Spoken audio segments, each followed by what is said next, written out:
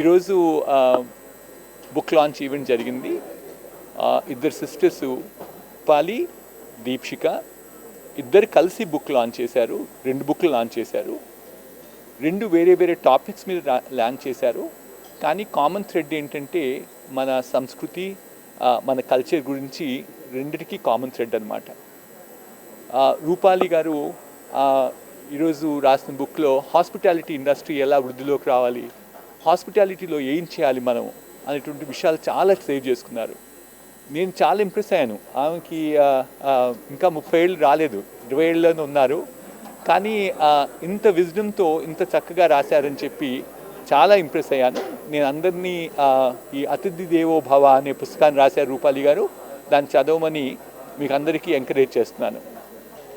నేను రాసిన పుస్తకం పేరు యంగ్ బ్లడ్ అథీనా.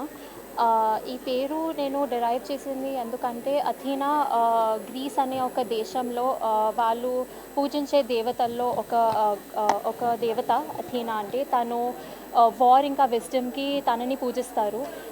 తనలో ఉన్న క్వాలిటీస్ నుంచి ఇన్స్పైర్ అయ్యి నేను తన పేరు పెట్టాను యంగ్ బ్లడ్ అథీనా అని. ఇంకా ఈ బుక్లో నేను రాసే చాప్టర్స్ కూడా అన్నీ అదే మైథాలజీ నుంచి డిరైవ్ అయ్యి వచ్చిన కాన్సెప్ట్స్. ఫర్ ఎగ్జాంపుల్ నేను రాసిన ఫస్ట్ చాప్టర్లో మా నాన్నగారి గురించి రాశాను, డాక్టర్ లయన్ కిరణ్. తప్పకుండా ట్రాన్స్లేషన్ ఇంకా కూడా క్రియేట్ చేస్తామండి. ఇక్కడ చూసిన మోటివేషన్, సపోర్ట్ చూసి ఇంకా చాలామందికి రీచ్ అవ్వాలి ఈ బుక్. మన హిందూ దేశం అంటే it's one of the most divorce countries, it's the most divorce countries in the world. అందరికీ చేరాలి, అందరూ చదవాలి అన్న ఉద్దేశంతో డెఫినెట్లీ మేము ట్రాన్స్లేట్ చేయడం జరుగుతుంది.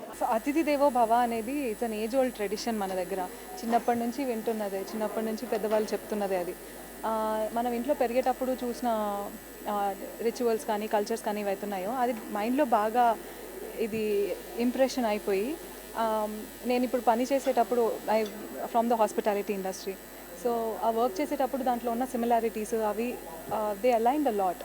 సో ఆ రెండింటినీ మనకి it's not given enough acknowledgement. అది బయట అంతా దాని గురించి మాట్లాడట్లేదు, కానీ దాన్ని అక్కడ ఎవిడెంట్గా ఉంది అన్న దాంతో ఈ బుక్ రాయడం స్టార్ట్ చేశాను. దాని తర్వాత దాని గురించి ఇంకా చదువుతూ దాని గురించి ఇంకా రీసెర్చ్ చేస్తుండే కొద్దీ